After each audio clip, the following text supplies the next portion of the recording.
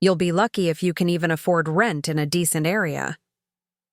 Those were my mother's words as she watched me pack my beaten-up Honda Civic with everything I owned. 22 years old, college degree in hand, and apparently destined for eternal financial failure according to the woman who gave birth to me. My father just stood there, arms crossed, shaking his head like I was about to walk into traffic blindfolded. The house behind them, the pristine colonial on Maple Ridge Drive with its perfect lawn and white picket fence, suddenly felt like a monument to everything I'd apparently never achieve. My younger brother Derek smirked from the doorway, fresh, out of high school and already being handed Dad's old Toyota. "Good luck with that studio apartment life, Marianne," he called out, not even trying to hide his amusement. That was 15 years ago, and last Tuesday, I bought their entire street. My name is Marianne Patterson, and before we jump back in, tell us where you're tuning in from. And if this story touches you, make sure you're subscribed because tomorrow I've saved something extra special for you. Now let me take you back to where it all began. Growing up in Millbrook Heights wasn't easy when your parents treated financial success like some exclusive club you'd never be invited to join. Every family dinner was a reminder of my supposed limitations. "Marianne's just not good with money," Mom would tell relatives, as if budgeting was some genetic trait I'd missed out on. "She's creative, but that doesn't pay the bills." Creative. That was their polite way of saying impractical. I studied graphic design and marketing, which to them might as well have been underwater basket weaving. Dad owned a successful plumbing business. Mom managed the local bank branch, and they saw the world through the lens of traditional career paths and safe investments. Art was a hobby, not a profession. Dreams were nice, but mortgages required steady paychecks and practical thinking. The irony wasn't lost on me that my mother spent her days approving home loans for other people while simultaneously crushing any hope I had of getting one myself. "Banks don't give mortgages to freelancers and artists, sweetheart," she'd say whenever I brought up wanting to buy a place someday.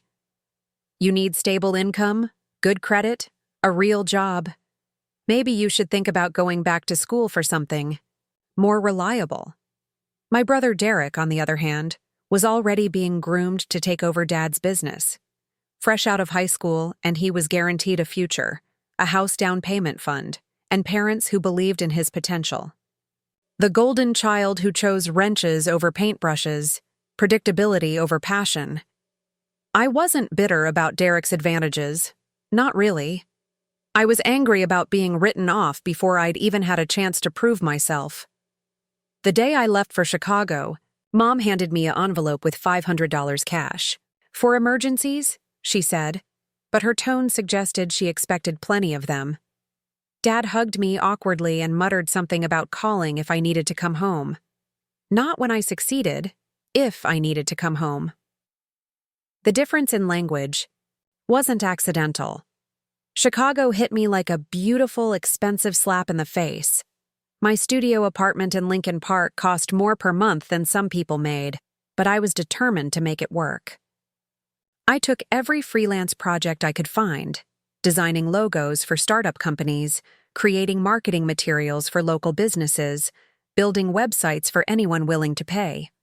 Most nights I survived on ramen noodles and coffee, but every small check felt like proof that Mom was wrong. The first year was brutal. There were weeks when I chose between groceries and heat, months when I picked up shifts at a coffee shop just to make rent. My parents' voices echoed in my head during the worst moments. Maybe they were right. Maybe I was being naive thinking I could build something from nothing with just creativity and determination. But then something started to shift. The startup, whose logo I'd designed for $800, got acquired by a major tech company. They credited my branding work in their success story, and suddenly my phone was ringing with bigger projects. A restaurant chain wanted a complete visual identity overhaul. A real estate development company needed marketing materials for a luxury condo project. Each job led to two more, and slowly, very slowly, my bank account started growing. By year 3 in Chicago, I wasn't just surviving anymore. I was saving money, real money. Not the loose change and birthday cash I'd hoarded as a kid, but actual investment money. I started reading everything I could about real estate, watching YouTube videos about property investment, attending weekend seminars on building wealth through rental properties. If my parents thought I'd never own a home, I was going to prove them spectacularly wrong. My first property purchase wasn't glamorous. A small duplex in a transitioning neighborhood on the south side, purchased with a combination of my savings and an owner financing deal that let me bypass traditional bank requirements. The sellers were an elderly couple moving to Florida who were more interested in steady monthly payments than a large down payment.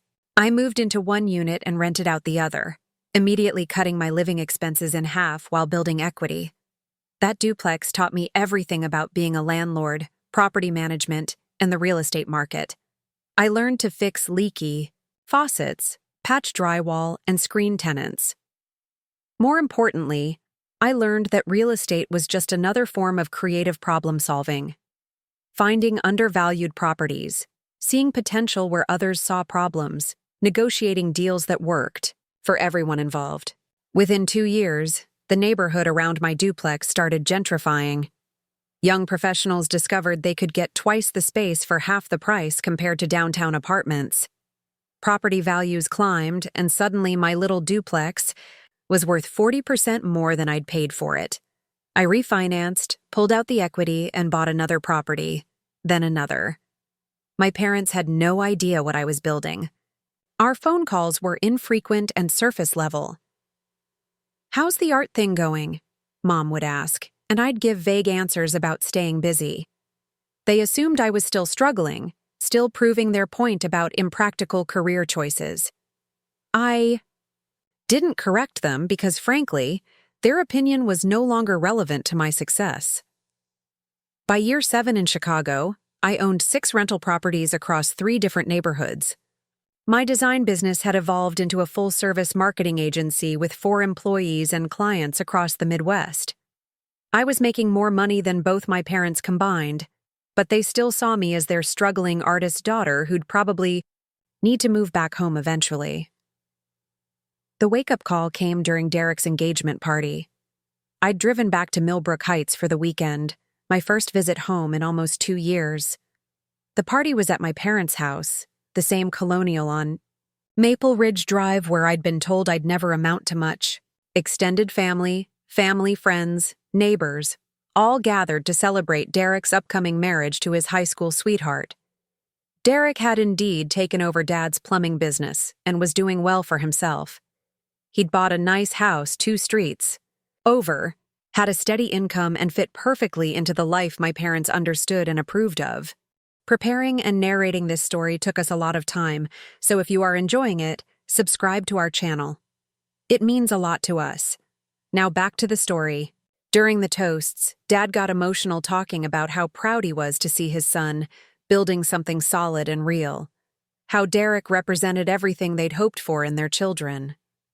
I stood in the corner of the living room, holding a plastic cup of punch, listening to my father essentially give a speech about successful offspring while I remained invisible. Mom caught my eye across the room and gave me one of those pitying smiles reserved for the family disappointment. Later, when relatives asked what I was up to, she'd answer for me. "Mary Ann's still doing her art thing in Chicago. She's managing. As if I were barely treading water instead of building an empire. The breaking point came when my Aunt Linda pulled me aside in the kitchen. "Your parents worry about you, you know," she said, refilling her wine glass. "They just want to see you settled down with something stable.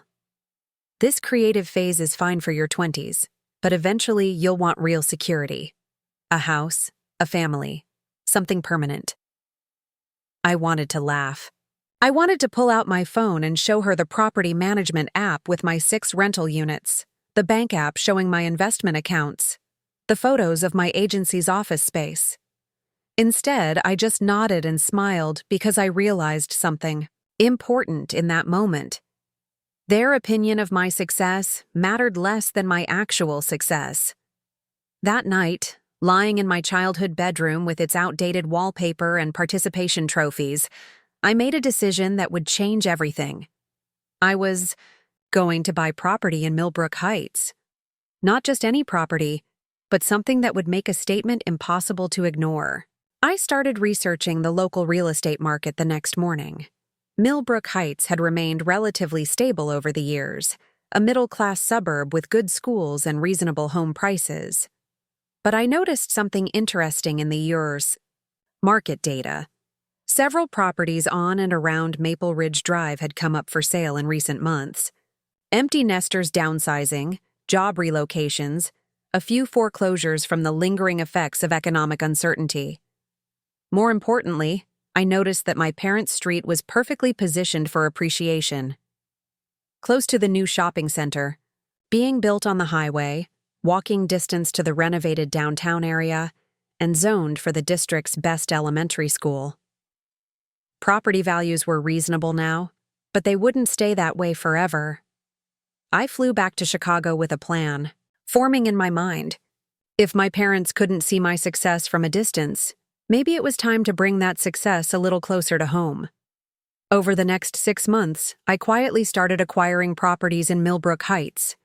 It began with a foreclosed house 3 blocks from my parents' street, purchased well below market value through an online auction. The house needed work, but I'd learned enough about renovation over the years to see past the cosmetic issues to the solid bones underneath. I hired local contractors to completely renovate the property while I managed the project remotely from Chicago.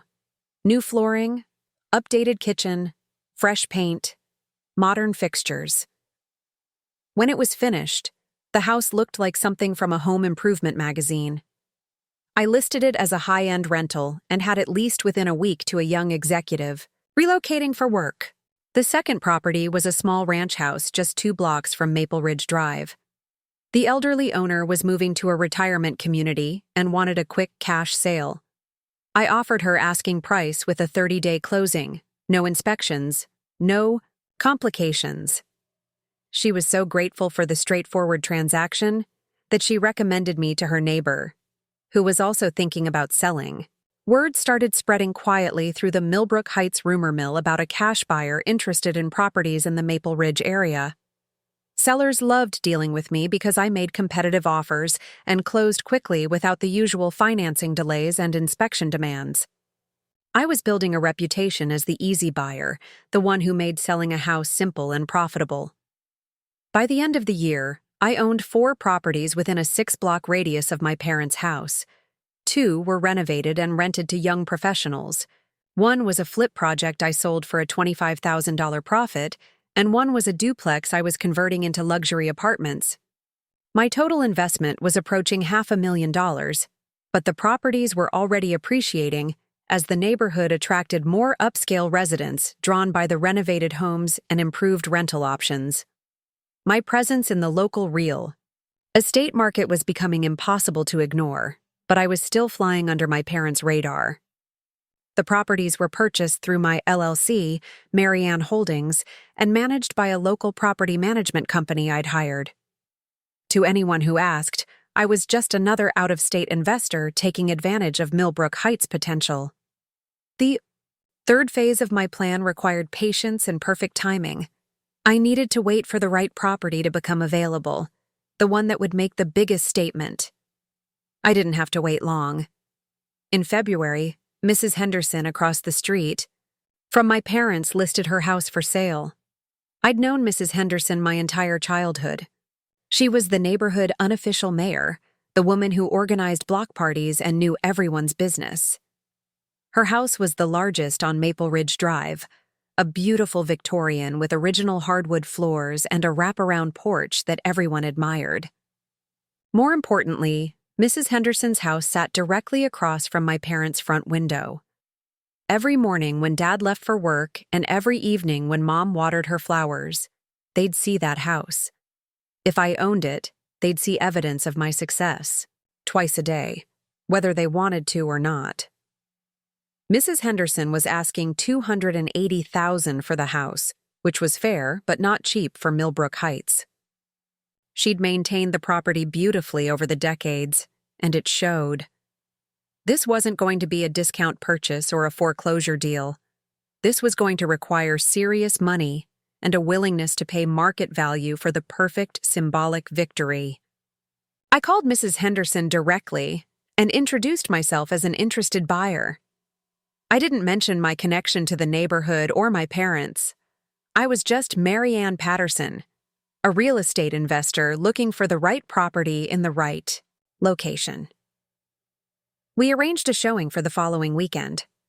Walking through Mrs. Henderson's house felt like touring a museum of my childhood. I remembered trick-or-treating at her front door, selling Girl Scout cookies on her porch, watching from my bedroom window as she decorated her yard for every holiday. Now I was calculating renovation costs and rental potential while she showed me the upstairs bedrooms where she'd raised 3 children. The house was perfect. Original character with modern updates, great bones, and a location that couldn't be replicated. I made an offer that afternoon for the full asking price, cash, 30-day closing. Mrs. Henderson was so surprised by the quick, straightforward offer that she accepted immediately. A month later, I owned the house directly across the street from my childhood home. The closing was handled by a local attorney, the deed was recorded in my name, and suddenly Mary Ann Patterson owned prime real estate on Maple Ridge Drive. The same Mary Ann Patterson who'd been told she'd never afford a decent rental, alone a mortgage. I decided not to rent out Mrs. Henderson's house immediately. Instead, I spent the next few months renovating it into exactly the kind of home I'd always dreamed of owning. Hardwood floors refinished to a perfect shine, kitchen updated with granite countertops and stainless steel appliances, bathrooms renovated with subway tiles and modern fixtures. The wraparound porch got fresh paint and new furniture, and I had a landscape company transform the yard into something that belonged in a magazine. By summer, the house was stunning. More importantly, it was mine. Completely, undeniably, unmistakably mine. That's when I decided it was time for the second phase of my homecoming. I was going to move back to Millbrook Heights, not as the struggling daughter who'd left in defeat, but as the property owner who'd returned in triumph.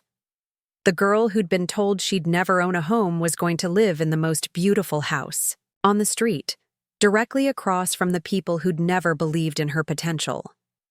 My parents had no idea what was coming. As far as they knew, I was still their creative daughter struggling to make it in Chicago, still years away from any kind of real financial stability. They were about to discover just how wrong they'd been about everything. The moving truck arrived on a Thursday morning in late August. I stood on Mrs. Henderson's former porch, now my porch, watching the crew unload furniture and boxes while sipping coffee from a mug that read "Property Owner" in bold letters. The irony wasn't lost on me. Across the street, I could see my mother's kitchen window where she always stood to watch the neighborhood happenings. Her silhouette appeared briefly behind the curtains, then disappeared. She probably assumed new tenants were moving into what she still thought of as Mrs. Henderson's rental property. The idea that her daughter might own the most expensive house on the block hadn't even crossed her mind. I'd planned the timing perfectly. Moving back to Millbrook Heights during the week meant my parents would be at work, giving me time to settle in before the inevitable confrontation. I wanted to be completely moved in, completely established, before they realized what had happened. When the truth finally came out, I wanted it to hit like a freight train. The movers were professionals from Chicago, efficient and discreet. Within 6 hours, my entire life was transferred from my downtown apartment to this Victorian masterpiece. My home office equipment went into the converted sunroom, my art collection adorned the newly painted walls, and my furniture filled rooms. That had seemed impossibly grand when I was a child peeking through Mrs. Henderson's windows. That evening, as I sat on my front porch with a glass of wine, watching the sunset paint the street in golden light, I saw my father's truck pull into their driveway. He climbed out slowly, the way men do after long days of physical labor, and glanced across the street at my house. I raised my wine glass slightly and smiled. He squinted, trying to make sense of what he was seeing, then shook his head and went inside. Phase 1 complete. I was now living directly across the street from my childhood home, in a house worth more than my parents had ever imagined I could afford. But I wasn't ready for the reveal yet. I wanted to enjoy this secret victory for a few days, to savor the feeling of success before sharing it with people who'd never believed it was possible. The next morning, I was watering the flowers I'd planted along the front walkway when Mrs. Chen from next door approached with her standard poodle. Mrs. Chen had been the neighborhood gossip coordinator for as long as I could remember. The woman who knew everyone's business before they knew it themselves. "Excuse me, dear," she said, stopping at the edge of my property. "Are you the new tenant? I haven't seen Mrs. Henderson around lately, and I wanted to make sure everything was all right with the rental situation." I straightened up, setting down the watering can, and smiled warmly. "Oh, I'm not a tenant, Mrs. Chen. I'm the new owner. I bought the house from Mrs. Henderson last month." Her eyebrows shot up so fast I thought they might leave her face entirely. "Owner? But you're so young. And this house, well, it must have cost a fortune. What kind of work do you do?" "I'm in real estate investment and marketing," I said simply. "I own several properties in the area now." Mrs. Chen's poodle was straining toward my newly planted flower bed, but she was too stunned to notice. "Several properties? Here in Millbrook Heights?" "Yes. I've been quietly building a portfolio in this neighborhood for the past year. This is just my newest acquisition, though I have to say it's my favorite so far." She glanced across the street toward my parents' house, then back at me with the expression of someone trying to solve a complex puzzle. "Patterson," she said slowly. "Your last name wouldn't happen to be Patterson, would it?" I nodded, waiting for the pieces to fall into place. "Mary Ann Patterson? Little Mary Ann from across the street? The one who moved to Chicago for art? School?" "That's me," I said, unable to keep the satisfaction out of my voice. Though I suppose I'm not so little anymore. Mrs. Chen's mouth opened and closed like a fish gasping for air. I could practically see the gossip wheels turning in her head, calculating how quickly she could share this bombshell with the rest of the neighborhood. The struggling artist, daughter had returned as the wealthy property owner, living in the most beautiful house on the street, directly across from parents who'd never believed in her potential. "Does your family know you're back?" she asked, her voice dropping to a conspiratorial whisper. "Not yet," I said. "I wanted to get settled first, but I'm sure they'll figure it out soon enough." That afternoon, I watched from my upstairs window as Mrs. Chen made her rounds. First to the Johnson house 2 doors down, then to the Rodriguez family next to them, then across the street to chat with Mrs. Franklin, who lived next to my parents. Each conversation involved animated gesturing toward my house and shocked expressions that were visible even from my second-floor vantage point. By evening, the entire street knew that Mary Ann Patterson had bought Mrs. Henderson's house. The girl who'd left in a beaten-up Honda Civic was now the owner of prime real estate, and everyone was trying to figure out how such a transformation was possible. My parents remained oblivious. Dad had come home from work at his usual time. Mom had watered her garden as always, and neither of them had been approached by the neighborhood gossip network yet. I realized that after years of dismissing their daughter's potential, they'd probably trained their friends not to discuss me, unless absolutely necessary. The people who might have shared this news had learned to avoid the subject of Mary Ann Patterson's life. Saturday morning changed everything. I was in my garden, transplanting roses along the fence line, when I heard my mother's voice calling across the street. Excuse me, miss." I looked up to see her approaching my property line, still in her gardening clothes but walking with the determined stride of someone on a mission. She stopped at the edge of my driveway, hands on her hips, wearing the expression she'd always used when questioning suspicious neighborhood activities. "I'm sorry to bother you," she said, "but I couldn't help noticing all the activity over here this week. Mrs. Henderson was a dear friend of ours, and we're just wondering about the new arrangements. Are you renting or buying? And do you know what happened to Mrs. Henderson? I stood up slowly, brushing dirt off my hands, and turned to face the woman who'd told me I'd never own property. She was looking directly at me, but hadn't recognized her own daughter yet. The morning sunlight was behind me, and I was wearing a wide-brimmed hat and sunglasses that obscured my features.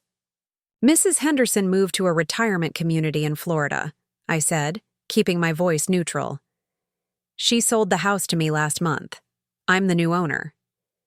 Mom nodded, visibly relieved. Oh, that's wonderful.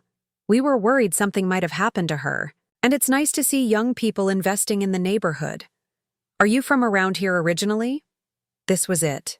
The moment I'd been building toward for over a year. I reached up and removed my sunglasses, then took off the hat, letting my hair fall around my shoulders. Actually, I grew up right across the street. The recognition hit her like a physical blow. Her face went pale, then flushed red, then pale again. She took a step backward, nearly tripping over her own feet, and stared at me like I was a ghost materializing in broad daylight. "Marianne?" she whispered. "Hi, Mom." For a full 30 seconds, neither of us spoke. She stood there gaping, while I waited for her brain to process what she was seeing. Her struggling artist daughter, the one who'd supposedly never amount to anything financially significant, was standing in front of a house that had just sold for nearly $300,000, a house she now owned. But how? She finally managed. "I don't understand. You're in Chicago. You're renting that little apartment. You do graphic design." "I did graphic design," I corrected. "Now I own a marketing agency and several investment properties, including this one." She looked around as if seeing the renovated Victorian for the first time.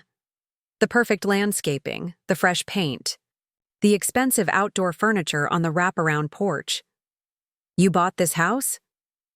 "With cash," I said, letting that detail sink in completely. Her legs seemed to give out slightly, and she reached for the fence post to steady herself. "Cash? Marianne, this house cost almost $300,000. Where did you get that kind of money?" "I earned it," I said simply. "Turns out that art thing was more profitable than you thought."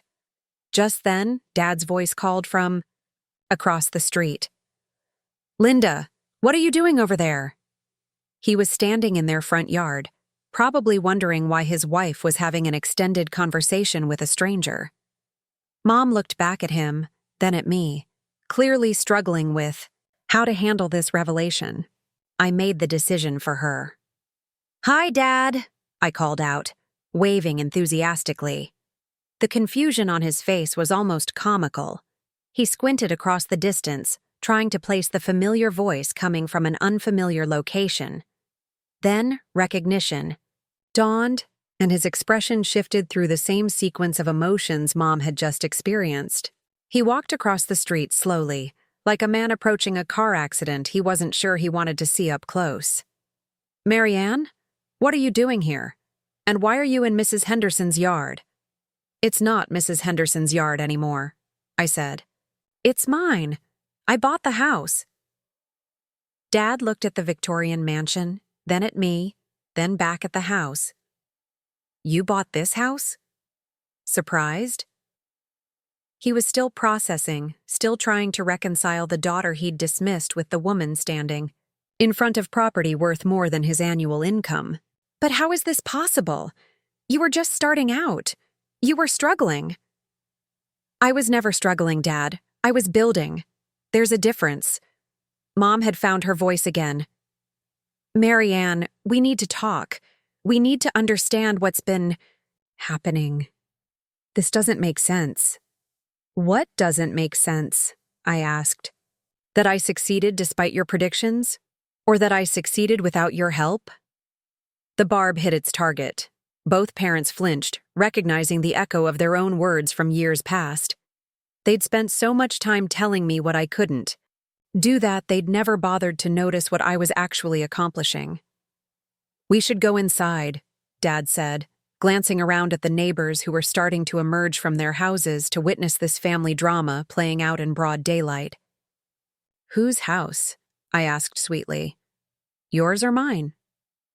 The question hung in the air like a challenge. For the first time in my adult life, I had something they wanted. They needed answers, explanations, understanding of how their failure daughter had become the most successful person on the street. And those answers were going to come from my living room, in my house, on my terms. "Yours," Mom said quietly. I led them up the front steps I'd climbed thousands of times as a child visiting Mrs. Henderson, but now as the homeowner welcoming guests. The irony was so perfect it felt scripted. Inside, their amazement was even more obvious. The renovated interior was magazine-worthy, with high-end finishes and tasteful decorating that clearly hadn't come from discount stores. We sat in my living room, them on my couch, me in my chair, while they struggled to formulate questions that wouldn't sound insulting. Finally, Dad broke the silence. "Mary Ann, we're happy for you, but we're also confused. The last time we talked, you were doing freelance design work and living in that small apartment. How did you go from that to this?" I poured myself a glass of water from the pitcher on my coffee table, taking my time before answering. I've owned my own marketing agency for 4 years now. We have offices in Chicago and Milwaukee, with 12 full-time employees. I also own 8 rental properties across 3 states, including 4 here in Millbrook Heights. This house is just my latest acquisition. Mom's eyes widened. 8 rental properties? Mary Ann, that's impossible. You would have needed hundreds of thousands of dollars for down payments alone. Try millions, I said casually. My total real estate portfolio is worth just over $3 million now. This house was a cash purchase because I wanted to make a statement about coming home. The silence that followed was deafening. My parents sat there trying to process numbers that exceeded anything they'd ever imagined possible for their disappointing daughter. $3 million in real estate. A successful business with 12 employees. The kind of success they'd told me was unrealistic for someone with my impractical career choices. "Why didn't you tell us?" Mom asked, her voice small. "Because you never asked," I said. Every conversation we had was about when I was going to get a real job, when I was going to move back home, when I was going to stop this creative phase and do something sensible. You assumed I was failing because that's what you expected. Dad shifted uncomfortably. "We were concerned about your future. We wanted you to have security." "I have security," I said. "More security than either of you ever achieved. I have multiple income streams, investment properties, and a business that generates 7 figures annually. What I don't have is family who believed in me while I was building it." The truth hung between us like a wall. They'd spent years preparing for my inevitable failure, ready to say they'd told me so when I came crawling back home. Instead, I'd succeeded beyond their wildest dreams and done it without their support or encouragement. Mom looked around the beautifully appointed living room. "Mary Ann, we had no idea. If you were doing so well, why didn't you come home sooner? Why didn't you share this with us?" "Because I didn't need your approval anymore," I said simply. "I stopped caring whether you believed in me when I started believing in myself." That's when the real reckoning began. Not just the shock of my success, but the recognition of what they'd missed. Years of dismissing my phone calls as check-ins from their struggling daughter when I'd actually been building an empire. Years of worrying about my financial future while I was accumulating wealth faster than they could imagine. Years of feeling sorry for their impractical child while that child was becoming more financially successful than they'd ever been. Dad cleared his throat. "So, when you moved to Chicago, you weren't just scraping by?" "The first year was hard," I admitted. "But by year 3, I was already profitable. By year 5, I was wealthy. By year 7, I was rich. And through all of it, you assumed I was barely surviving because that fit your narrative better than success." Mom started crying then, not from joy, but from something deeper and more complicated. "We failed you," she said. "We failed you completely." "You didn't fail me," I said. "You underestimated me. There's a difference. Your lack of faith didn't stop me from succeeding. It just meant you weren't part of the journey." The conversation continued for 2 hours, covering years of missed opportunities for connection and support. They asked about my business, my properties, my plans for the future. I answered their questions honestly, but without enthusiasm. This wasn't a reunion or a reconciliation. This was simply information sharing between adults who happened to be related. When they finally left, walking slowly back across the street to their modest colonial, I watched from my front window as they disappeared into the house where I'd been told I'd never amount to anything. The house that now sat in the shadow of my success, a daily reminder of how wrong they'd been about everything.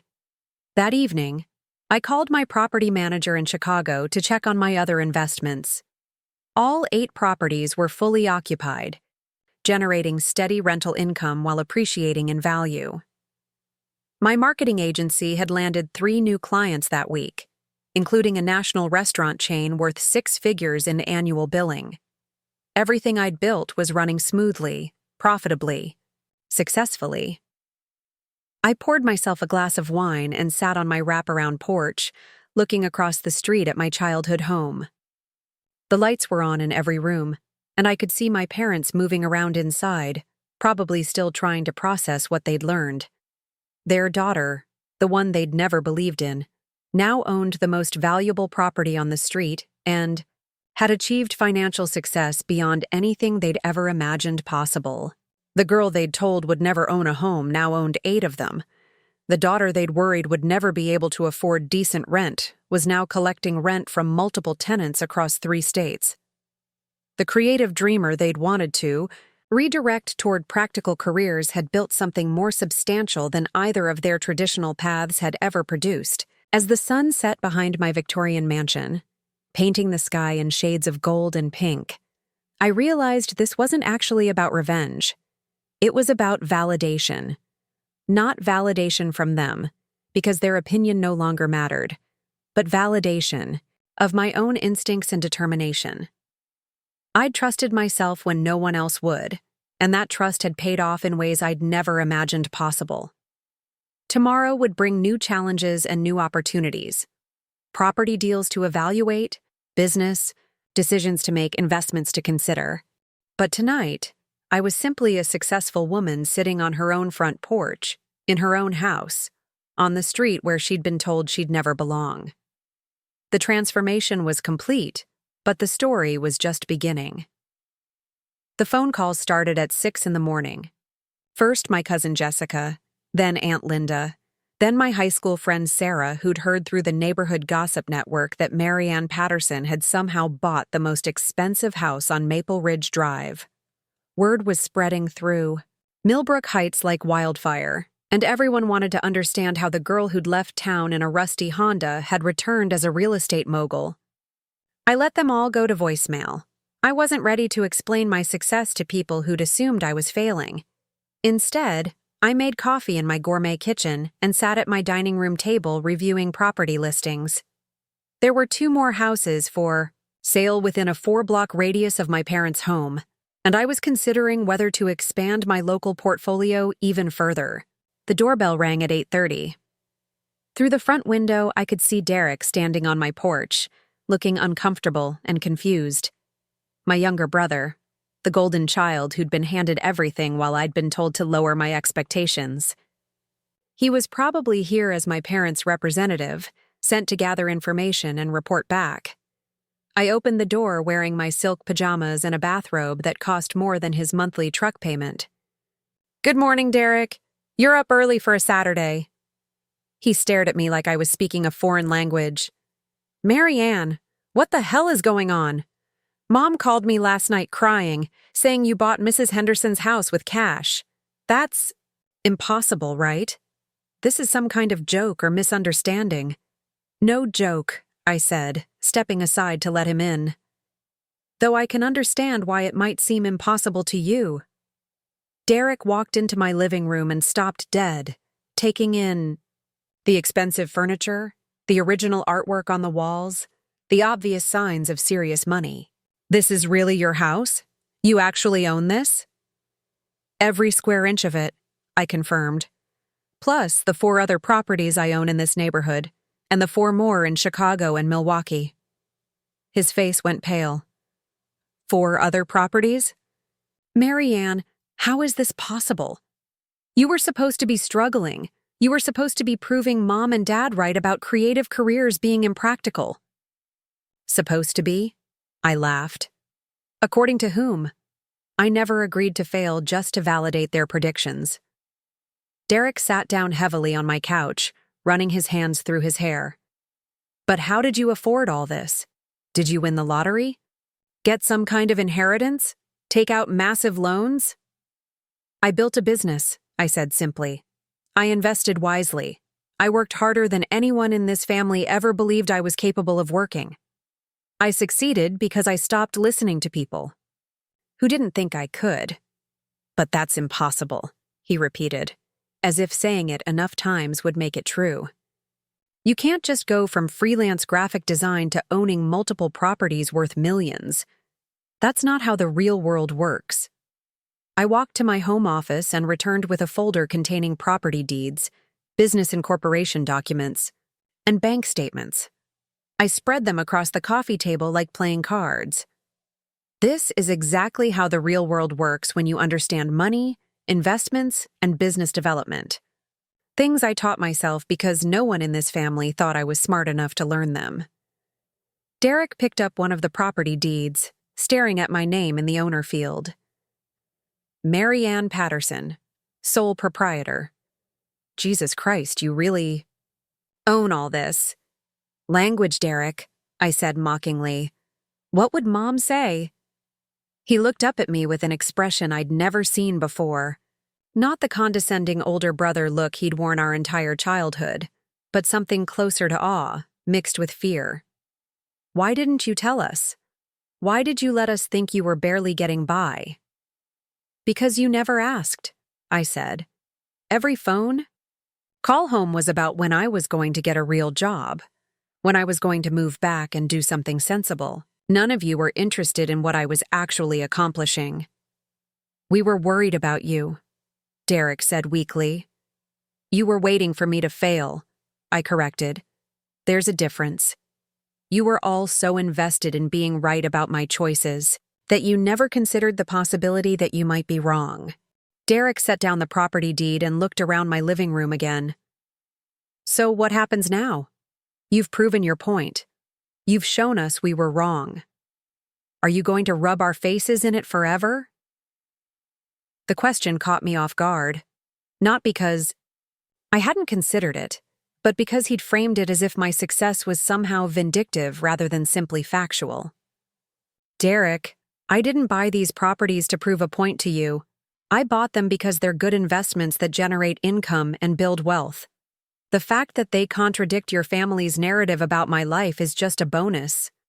But you bought Mrs. Henderson's house specifically, he said. You came back here specifically. You wanted us to see this. He wasn't wrong. I had wanted them to see it. After years of being dismissed and underestimated, I'd wanted visible, undeniable proof of my success planted directly in their line of sight. Maybe I did want you to see it. Maybe I got tired of being treated like the family disappointment when I was actually the family success story. Derek was quiet for a long moment, processing the implications of what I'd said. Mom and Dad are devastated. They realize they were wrong about everything, and they don't know how to fix it. There's nothing to fix, I said. This isn't a problem that needs solving. This is just reality catching up to assumptions. So you're not going to forgive them? You're going to stay angry forever? I sighed, recognizing that Derek was still thinking about this in terms of family drama, rather than fundamental shifts in dynamics. I'm not angry, Derek. Anger requires emotional investment, and I stopped being emotionally invested in this family's opinion of me years ago. I'm successful, I'm happy, and I'm living exactly the life I want to live. But we're still family, he said, sounding lost. Are we? I asked.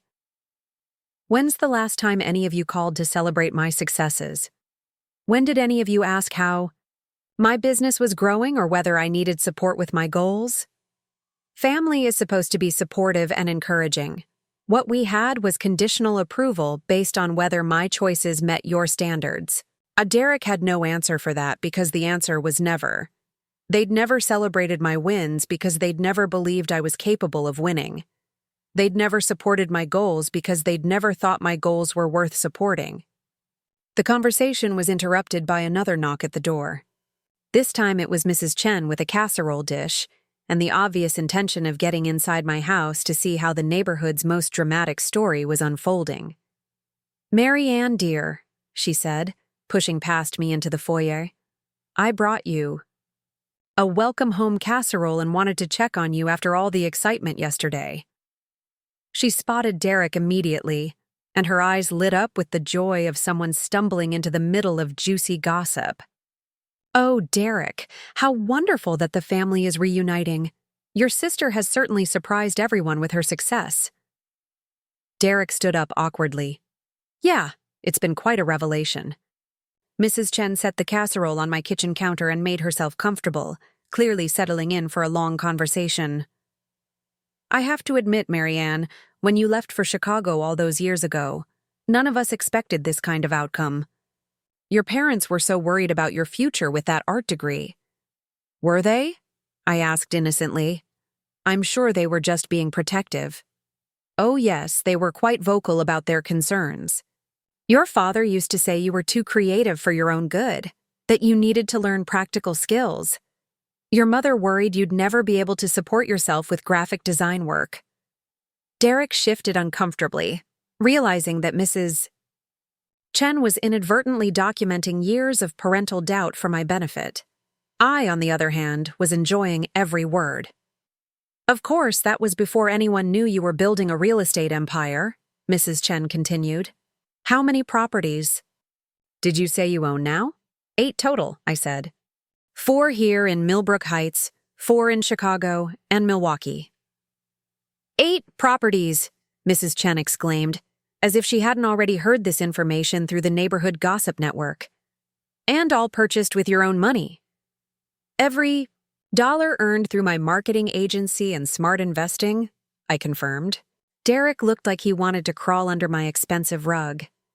Mrs. Chen, meanwhile, was practically vibrating with the excitement of having front-row seats to the neighborhood's biggest story in decades.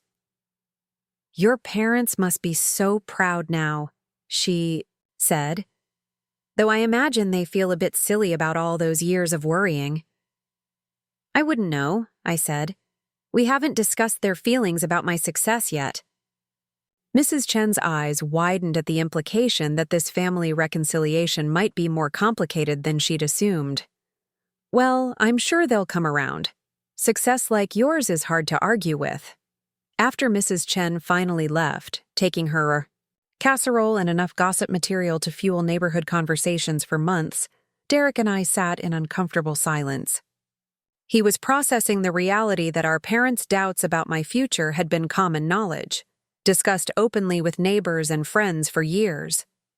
"Did you know they talked about me like that?" I asked. Derek nodded reluctantly. "Yeah, but they weren't trying to be mean. They just didn't understand your path, and they were scared for you." "Scared I'd succeed without their approval," I said. "Scared their traditional values might not be the only way to build a life." "That's not fair," Derek protested. "They wanted you to be happy and secure. They wanted me to be safe and conventional," I corrected. "There's a difference. Happy and secure can look a lot of different ways. Safe and conventional only looks one way." Derek stood up to leave, clearly overwhelmed by the conversation and its implications. "Mary Ann, I know we screwed up. I know we didn't support you the way we should have. But we're still family, and family is supposed to forgive each other. Family is also supposed to believe in each other," I said. "Support each other, Celebrate each other's victories. None of you did that for me. Why should I do it for you now? He didn't have an answer because there wasn't a good one. He left. Through my front door, walking across the street to our parents' house where he'd undoubtedly report everything he'd seen and heard. I watched through my window as he disappeared inside, probably to deliver more devastating news about just how wrong they'd all been about everything. That afternoon, I received a text from my mother asking if we could have dinner together to talk more. I replied that I was busy reviewing property acquisitions and couldn't commit to a time. It wasn't entirely true, but it wasn't entirely false either. I was reviewing properties, and I wasn't ready for round 2 of family explanations. Instead, I drove to the other properties I owned in Millbrook Heights, checking on maintenance issues and collecting rent payments. My tenants were all young professionals who appreciated having a responsive landlord and well-maintained properties. They had no idea their landlord was the local girl who'd supposedly never amount to anything. The third property I visited was a small ranch house where I'd recently installed new appliances. My tenant, a software engineer named Marcus who worked remotely for a Silicon Valley company, was exactly the kind of resident who was changing Millbrook Heights demographics. College-educated, high income, willing to pay premium rent for quality housing. "Ms. Patterson," he said when I knocked on his door. "Perfect timing. I wanted to thank you for the new washer and dryer. They're exactly what I needed."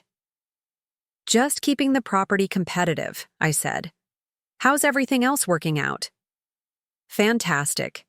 This neighborhood is perfect for my needs. Close enough to the city for occasional meetings, quiet enough for video calls, and the property management has been excellent." Marcus had no idea he was talking to the girl from across the street who'd been written off as a failure. To him, I was simply a professional property owner who provided quality housing and responsive service. His monthly rent payment was more than my parents had ever imagined I could earn in a year. "Actually," Marcus continued, "I have a colleague looking for similar housing in this area. Are any of your other properties available?" "Not currently," I said, "but I'm always looking for good tenants if something opens up." This was the reality my family had missed while they were busy predicting my failure. I wasn't just successful, I was contributing to the local economy, providing quality housing, and building relationships with residents who valued what I offered. My success wasn't accidental or temporary. It was sustainable, growing, and beneficial to the entire community. That evening, I sat on my front porch with a glass of wine, watching my parents' house across the street. The lights were on in their living room, and I could see figures moving around inside, probably having another family meeting about how to handle their successful daughter who no longer fit their narrative about creative careers and financial responsibility. My phone buzzed with a call from my business partner in Chicago, updating me on a potential expansion opportunity in Minneapolis. We discussed market analysis, funding requirements, and growth projections for 30 minutes. By the time I hung up, we'd tentatively agreed to pursue 2 commercial properties that could house our expanded operations. The contrast wasn't lost on me. While my family was struggling to understand how I'd achieved success they'd thought impossible, I was already planning my next level of growth. They were still processing my past accomplishments while I was building my future ones. The irony was almost poetic. They'd spent years worrying about my financial future while I was building financial security beyond anything they'd ever achieved. They'd questioned my practical skills while I was developing expertise in business management, property investment, and wealth building. They doubted my ability to support myself while I was creating multiple income streams that could support an entire extended family. Derek appeared on their front porch, probably taking out garbage or getting some air after another heavy family conversation. He glanced across the street and saw me sitting on my wraparound porch, wine glass in hand, looking like the successful homeowner I'd become. We made eye contact briefly, and he raised his hand in a small wave. I waved back, not out of reconciliation or forgiveness, but out of basic politeness. We were neighbors now, whether we were family or not. But the dynamic had shifted permanently. I was no longer the younger sister seeking approval from the golden child. I was the property owner watching the tenant, the successful entrepreneur, observing the traditional employee, the woman who'd exceeded expectations looking at the man who'd merely met them. As darkness fell over Maple Ridge Drive, I went inside my beautiful Victorian home and climbed the stairs to my master bedroom. The room was twice the size of my parents' bedroom, with an ensuite bathroom that featured a clawfoot tub and separate shower. The windows looked out over the neighborhood where I'd been told I'd never belong, which I now owned a significant portion of. Tomorrow would bring new challenges and opportunities, property showings to attend, business calls to make, investment decisions to consider. But tonight, I was simply a successful woman going to sleep in her own home, on her own terms, having proven that sometimes the family disappointment turns out to be the family success story. The girl they'd told would never own a home now owned, the most beautiful house on the street. The daughter they'd worried couldn't support herself was now supporting an entire business and multiple properties. The creative dreamer they'd wanted to redirect toward practical careers had built something more substantial and profitable than any of their traditional paths had ever produced. The reckoning was complete, but the transformation was still ongoing. Part 4. The Rise. 3 weeks after my family discovered my success, the article appeared in the Millbrook Heights Gazette. Local woman returns home as real estate mogul featured a front-page story about my transformation from struggling artist to property investor, complete with a photo of me standing in front of my Victorian mansion. The reporter had done her homework, interviewing my tenants, my business partner in Chicago, and several neighbors who remembered when I'd left town years ago. The article described my portfolio as an impressive collection of investment properties across multiple states, generating substantial rental income and contributing to local economic development. It mentioned my marketing agency's expansion plans and my reputation as a responsive, professional landlord who maintained high-quality housing standards. What it didn't mention was the family drama that had precipitated my return to Millbrook Heights. I was reading the article over coffee when my phone started ringing. First a reporter from the Regional Business Journal, then a podcast host who focused on women entrepreneurs, then a real estate investment group asking if I'd speak at their monthly meeting. Word was spreading beyond the neighborhood gossip network, into professional circles that actually understood what I'd accomplished. The attention was gratifying, but also overwhelming. I'd built my success quietly, methodically, without seeking public recognition. Now everyone wanted to understand how a young woman with an art degree had accumulated millions in real estate assets while flying under everyone's radar. My assistant in Chicago called to inform me that 3 major publications had requested interviews and my marketing agency had received 5 new client inquiries directly related to the newspaper coverage. Success was breeding more success, exactly as I'd hoped when I decided to make my achievements visible. The doorbell rang while I was returning interview requests. Through the window, I could see a man in an expensive suit standing on my porch, with a briefcase and the confident posture of someone accustomed to making deals. He wasn't from the neighborhood, and he definitely wasn't family. "Ms. Patterson," he said when I opened the door. "My name is Robert Steinberg from Steinberg Development Group. I was hoping we could discuss a potential business opportunity." I invited him in, curious about what kind of opportunity would bring a developer to my door on a Tuesday morning. Robert Steinberg was probably in his 50s, with graying hair and the kind of expensive watch that suggested serious money.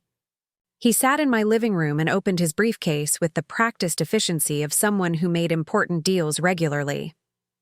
"I've been following your work in the Millbrook Heights market," he said. "Your property acquisitions show excellent judgment, and your renovation standards are impressive. I have a proposition that might interest you." He pulled out a folder containing architectural plans and financial projections. "We're developing a luxury apartment complex on the north side of town, targeting young professionals who want suburban amenities with urban convenience. We need a local partner who understands the market and has experience with high-quality rental properties. The plans showed a beautiful 3-building complex with upscale amenities and modern design. The financial projections indicated significant returns for investors willing to commit substantial capital. This wasn't a small-scale opportunity. This was major commercial development. Why me? I asked. There are plenty of established developers in this area. Robert smiled. Because you've proven you can identify undervalued markets and create value through smart improvements. Your rental properties in this neighborhood have increased local property values and attracted exactly the demographic we're targeting. Plus, your local connections and reputation would be invaluable for community relations. The proposal was intriguing. A partnership with an established development company would accelerate my growth beyond individual property acquisitions into commercial-scale projects. The initial investment requirement was substantial, but my liquid assets and borrowing capacity could handle it. I'd need to review the financials with my accountant and attorney, I said, but I'm definitely interested in learning more. Robert handed me his business card along with the project folder. Take your time. We're looking for the right partner, not just any partner. Based on what I've seen of your work, I think you might be exactly what we need. After he left, I spread the development plans across my dining room table and called my financial advisor in Chicago. Within an hour, we'd scheduled a conference call for the next day to analyze the investment opportunity and discuss the implications for my overall portfolio strategy. This was happening because I'd made my success visible. By buying the house, across from my parents and allowing my achievements to become public knowledge, I'd opened doors to opportunities that might never have materialized if I'd remained anonymous. Recognition was generating more recognition, success was attracting more success. That afternoon, I received an unexpected visitor. Mrs. Rodriguez from down the street knocked on my door with her teenage daughter Elena, both looking nervous but determined. "Mary Ann," Mrs. Rodriguez said, "I hope you don't mind us bothering you, but Elena has some questions about real estate investing, and I thought you might be willing to share some advice." Elena was 17, a senior in high school who'd apparently read the newspaper article and become fascinated with the idea of building wealth through property investment. She had a notebook full of questions about down payments, rental income calculations, and market analysis. "I've been saving money from my part-time job," Elena explained, "and my parents always told me to put it in a savings account for college. But after reading about what you've accomplished, I started wondering if there might be better investment options." I spent an hour with Elena, explaining the basics of real estate investing, the importance of education and preparation, and the reality that building a property portfolio required patience, capital, and careful planning. She took notes on everything, asking intelligent questions that suggested she'd already done considerable research. "The most important thing," I told her, "is to start learning now, even if you can't invest yet. Understand markets, financing, property management, and legal requirements.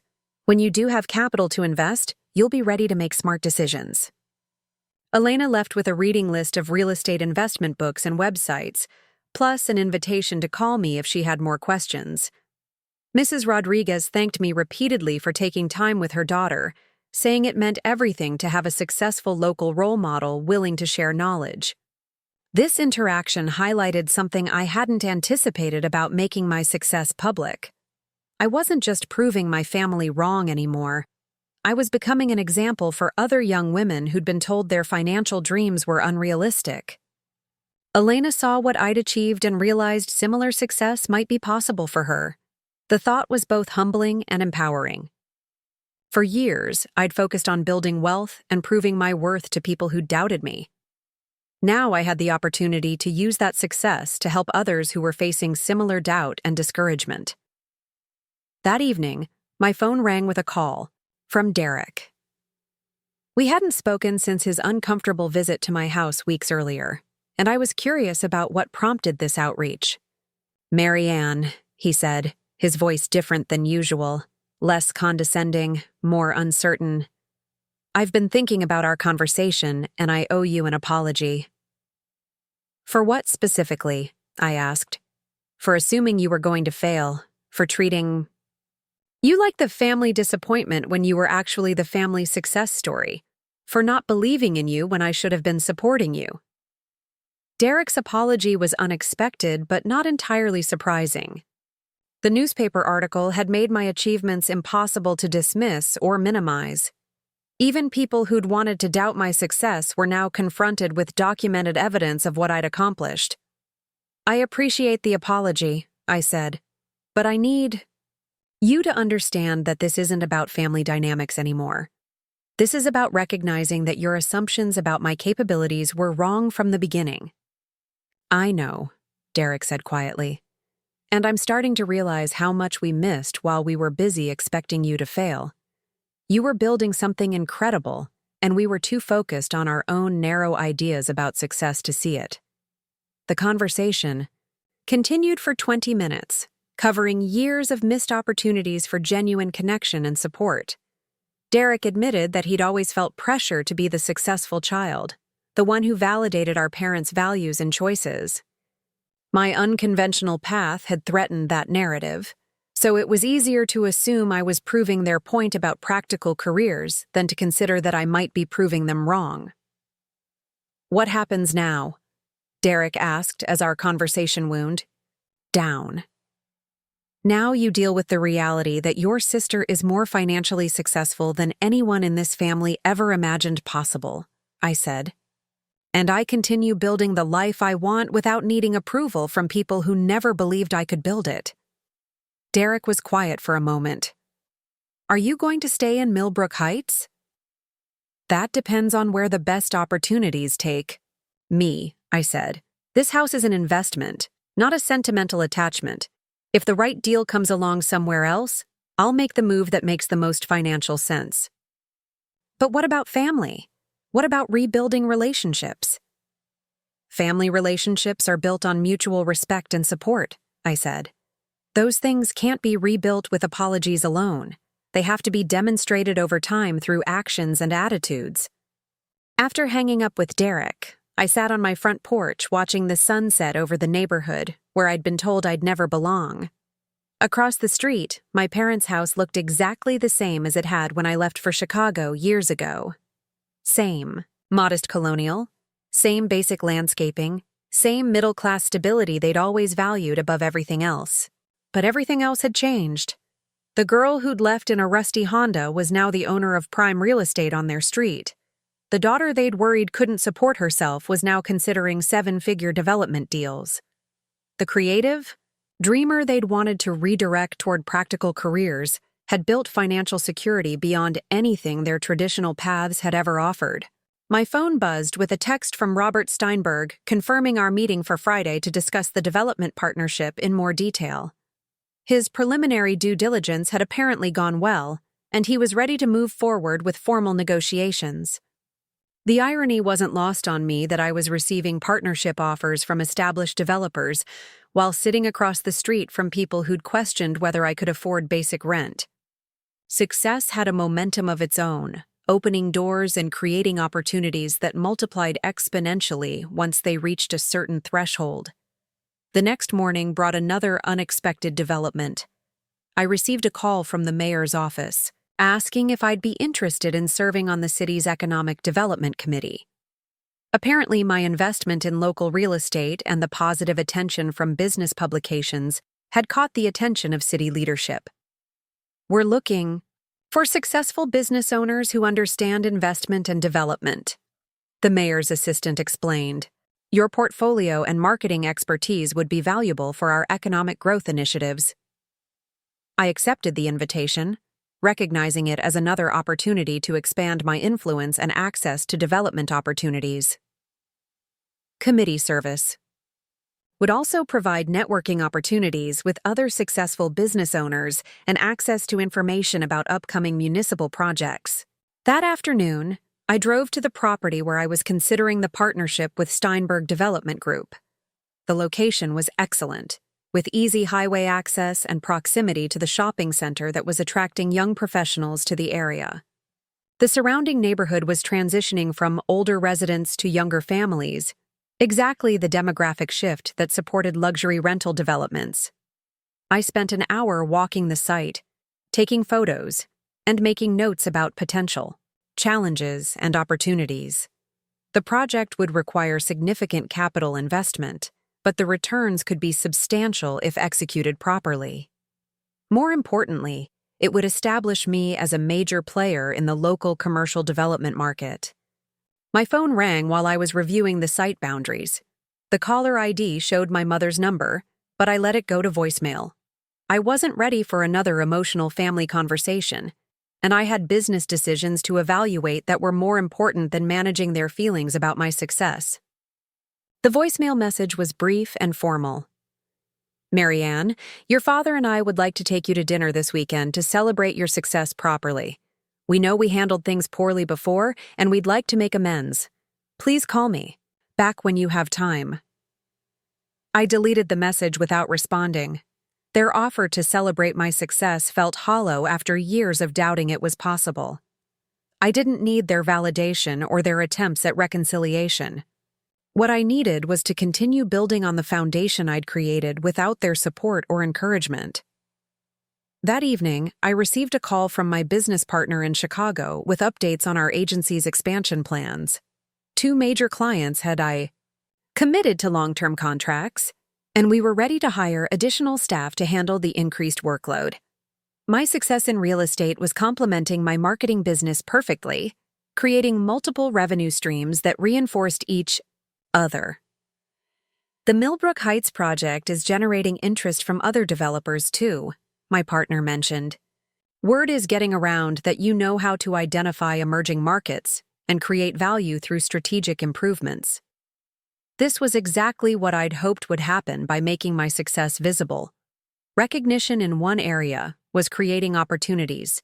In others, building a reputation that opened doors to deals and partnerships I might never have accessed otherwise. As I prepared for bed in my beautiful Victorian home, I reflected on how completely my life had transformed from the expectations my family had held. They'd imagined me struggling as a freelance artist, probably moving back home eventually when reality set in. Instead, I was being courted by major developers, invited to serve on municipal committees, and building a reputation as a successful entrepreneur worth partnering with. The girl they'd told would never own a home was now being offered opportunities to develop entire housing complexes. The daughter they'd worried couldn't support herself was now supporting a growing business and considering investments that could change the local economy. The creative dreamer they'd wanted to redirect toward practical careers had proven that creativity applied to business and investing could generate wealth beyond anything traditional careers offered. Tomorrow would bring the formal partnership meeting with Steinberg Development Group, plus calls from 2 other developers who'd heard about my portfolio and wanted to discuss potential collaborations. The success I'd built quietly over years was now generating opportunities publicly at an accelerating pace. My rise was no longer just about proving my family wrong. It was about leveraging recognition into bigger and better opportunities, using success to create more success, and building something so substantial that it could never be dismissed or diminished by people who'd never believed it was possible in the first place. Part 5: The Legacy. The partnership agreement with Steinberg Development Group was signed on a crisp October morning in the conference room of my newly established Millbrook Heights office. What had started as a meeting about one luxury apartment complex had evolved into a comprehensive development partnership covering 3 major projects across the region. My initial investment of $2 million would leverage into controlling interest in developments worth over $15 million. Robert Steinberg shook my hand as we finished signing the contracts, his expression one of genuine respect. "Mary, Anne, in 30 years of development work, I've rarely met someone who combines financial acumen with market instincts the way you do. This partnership is going to be mutually beneficial in ways we probably haven't even anticipated yet." My attorney smiled as she packed up the contracts. Sarah Kim had flown in from Chicago specifically for this signing, and she'd been impressed by the terms I'd negotiated. "Your position in these deals is exceptionally strong," she'd told me privately. "You're not just an investor, you're a controlling partner with significant decision-making authority." As I walked out of that conference room, I realized I'd crossed another threshold. I was no longer just a successful real estate investor or marketing agency owner. I was now a commercial developer with the resources and partnerships to reshape entire neighborhoods. The girl who'd been told she'd never own a home was now in position to create hundreds of homes for other people. My phone buzzed with a text from Elena Rodriguez, the high school senior I'd mentored months earlier. "Ms. Patterson, I got early admission to the business program at State, and I've saved enough for a small investment property down payment. Can we talk about next steps?" Elena's message reminded me that my success was rippling outward in ways I'd never anticipated. She wasn't the only young woman who'd reached out for advice after reading about my achievements. Over the past few months, I'd received emails from college students, recent graduates, and young professionals who saw my story as proof that unconventional paths could lead to extraordinary outcomes. This realization sparked an idea that had been forming gradually since my return to Millbrook Heights. If I was going to build a legacy that extended beyond personal financial success, maybe it was time to create something that could help other young women avoid the doubt and discouragement I'd faced. That afternoon, I called my accountant to discuss establishing a foundation focused on financial literacy and entrepreneurship education for young women. The seed funding would come from my real estate profits, and the mission would be teaching practical skills that traditional education often overlooked: investment strategies, business development, and wealth-building techniques. "It's an excellent tax strategy," my accountant noted, "but more importantly, it aligns with your proven expertise. You've demonstrated that these skills can create significant wealth when applied consistently over time." The Patterson Foundation for Women's Financial Empowerment was officially established 3 weeks later, with an initial endowment of $500,000 in plans to offer workshops, mentorship programs, and small business loans for women entrepreneurs. Our first seminar was scheduled for December at the Millbrook Heights Community Center, with registration filling up within hours of the announcement. The foundation launch attracted attention from business publications and women's organizations across the state. Suddenly, I was being invited to speak at conferences, contribute to articles about women in business, and participate in panels about non-traditional career paths. My transformation from dismissed daughter to successful entrepreneur was becoming a case study in perseverance and strategic thinking. Derek called me the week before the foundation's first seminar. His tone was different again, less apologetic, and more genuinely curious about what I was building. "Marianne, I keep reading about your foundation and these development projects, and I have to ask, what's your end game here? What are you trying to accomplish with all this?" It was a fair question, one I'd been asking myself as opportunities multiplied faster than I could evaluate them. "I'm trying to build something sustainable that creates value for other people while generating returns for me. Real estate development does that. Financial education does that. Both create positive outcomes beyond just personal profit." "But why here?" Derek asked. "You could do this anywhere. Why come back to Millbrook Heights to prove your point?"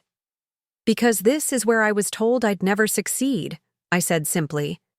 "And now this is where I can demonstrate that success looks different than what people expect. Some girl driving through this neighborhood in 10 years will see what I've built and realize her own dreams might be possible too." Derek was quiet for a moment. "I think I'm starting to understand what you're doing. This isn't really about Mom and Dad anymore, is it?" "It never was entirely about them," I said. "It was about proving that their limitations didn't have to become my limitations, that their definition of success didn't have to be my definition of success. And now? Now it's about making sure other young women don't have to overcome the same discouragement I did."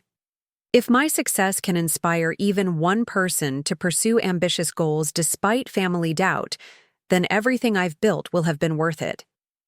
The Foundation's inaugural seminar drew over 100 women ranging from high school students to middle-aged professionals looking to change careers. I opened the event by sharing my own story, not as a tale of family drama, but as an example of how unconventional strategies could create conventional wealth. 10 years ago, I was living in a studio apartment, eating ramen noodles, and being told my career choices were impractical, I told the audience. Today, I own multiple businesses and investment properties worth several $1,000,000. The difference wasn't luck or inheritance or connections. The difference was learning skills that school never taught and applying them consistently over time. The workshop covered basic investment principles, real estate analysis, business planning, and the psychological aspects of building wealth despite external doubt. The attendees took notes frantically, asked intelligent questions, and exchanged contact information for ongoing support and accountability. During the lunch break, a woman in her 40s approached me with tears in her eyes. "Mary Ann, I've been wanting to start my own consulting business for years, but my husband keeps saying it's too risky. Hearing your story makes me realize that the biggest risk might be not trying." These conversations happened throughout the day. Women who'd been discouraged by family members, financial advisors, or their own internalized doubt were leaving with specific action plans and the confidence to pursue goals they'd been told were unrealistic. Elena Rodriguez was there with her mother, both taking notes and asking questions about real estate investment strategies. Seeing them together reminded me of the relationship I'd wished I could have had with my own mother, one based on mutual support rather than conditional approval. As the seminar ended and participants headed home with resource packets and networking lists, I felt a satisfaction deeper than anything my personal success had provided. This was what legacy looked like. Not just accumulating wealth, but creating systems that helped others accumulate wealth too. That evening, I sat on my front porch reviewing feedback forms from the seminar. The responses were overwhelmingly positive, with specific requests for follow-up workshops on advanced investing, business formation, and negotiation skills. Several participants had already scheduled one-on-one mentoring sessions to develop their individual plans. Across the street, my parents' house was lit up for their first dinner party in months. Through the windows, I could see Derek and his wife, along with several other family members and neighbors. It looked warm and welcoming. Exactly the kind of gathering I'd been excluded from or uncomfortable at for most of my adult life. My mother appeared at their front window and looked directly at my house. We made eye contact across the distance, and she raised her hand in a small wave. I waved back, not out of reconciliation, but out of acknowledgement.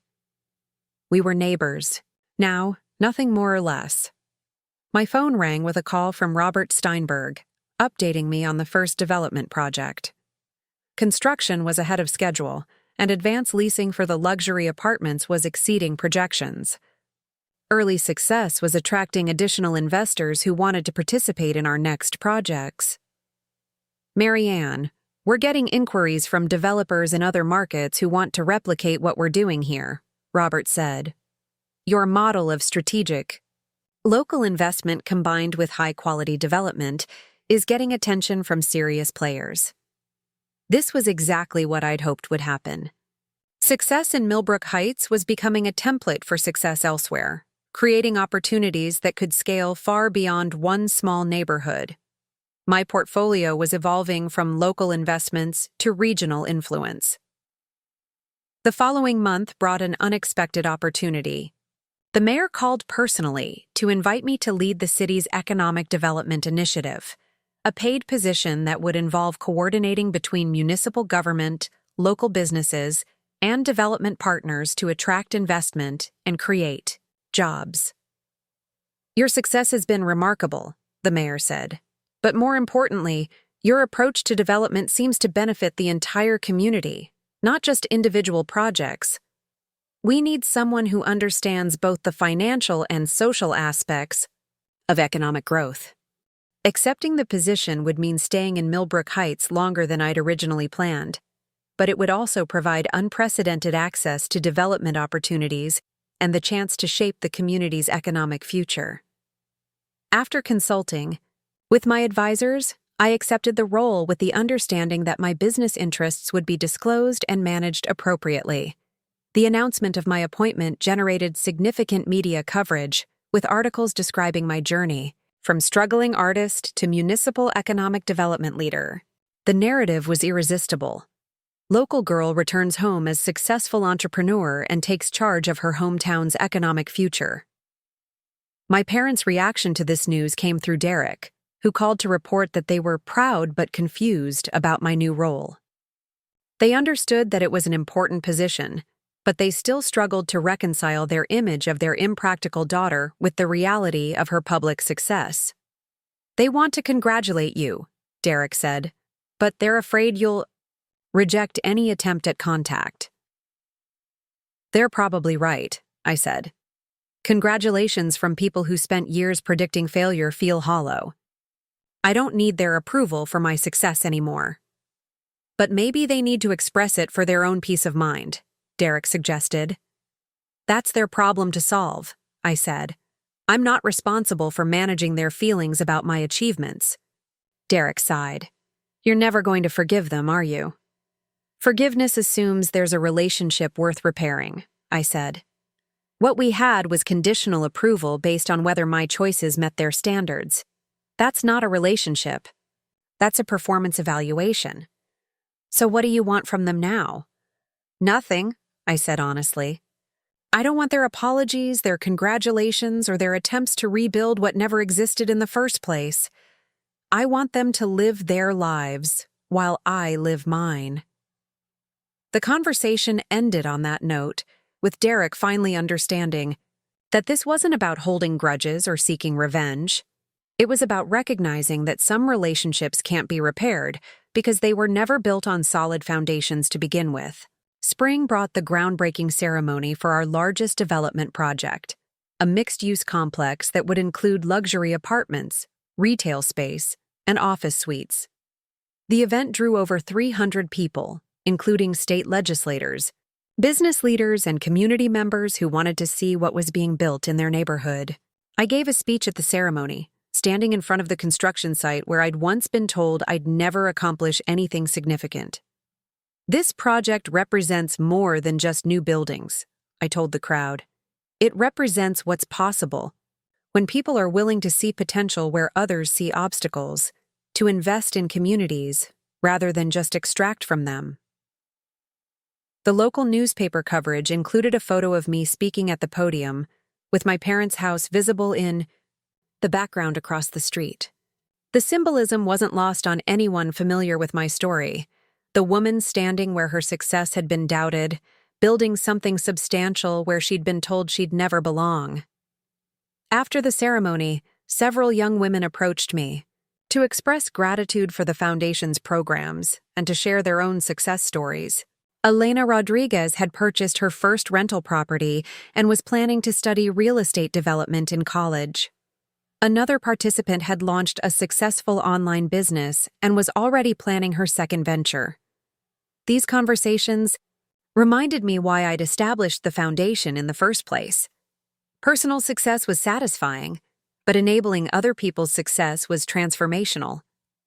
Each woman who built wealth and confidence through our programs multiplied the impact of everything I'd accomplished.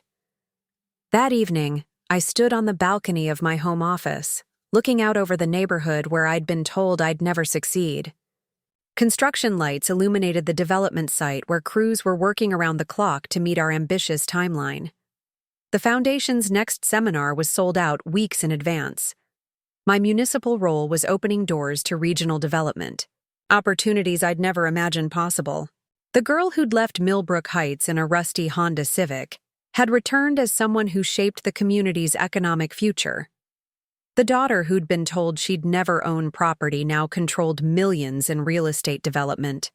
The creative, dreamer who'd been advised to pursue practical careers had proven that creativity applied to business could generate wealth beyond anything traditional paths offered. My phone buzzed with a text from my business partner in Chicago, updating me on our agency's latest expansion.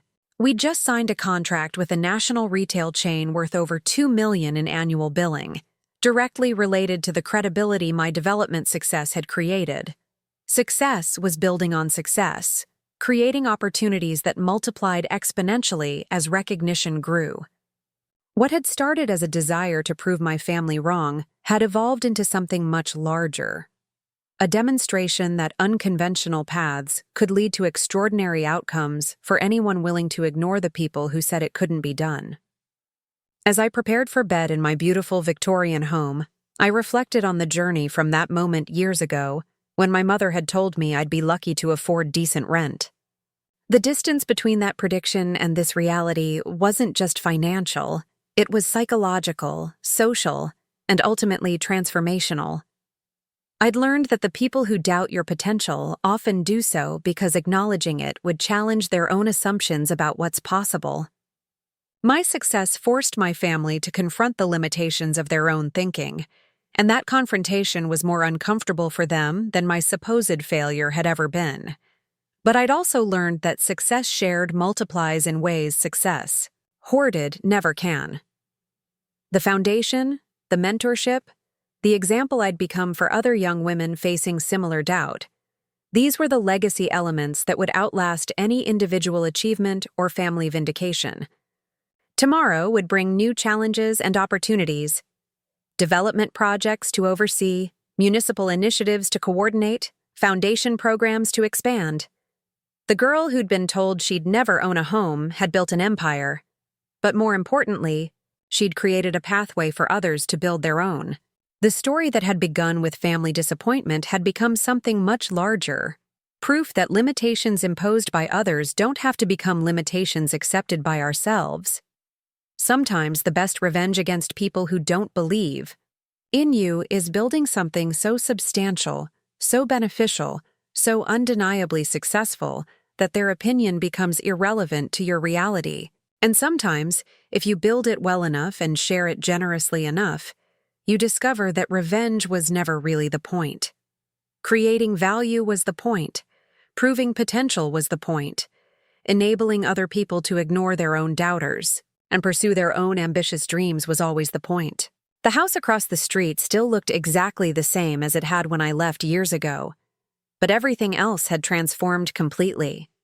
The neighborhood, the opportunities, the community's economic future, and most importantly, the number of young women who now believed their own seemingly impossible dreams might actually be achievable. That transformation, not the personal vindication, was the real measure of success. And unlike family approval or social recognition, it was something that could never be taken away or diminished by people who'd never believed it was possible in the first place. Up next, you've got 2 more standout stories right on your screen. If this one hit the mark, you won't want to pass these up. Just click and check them out.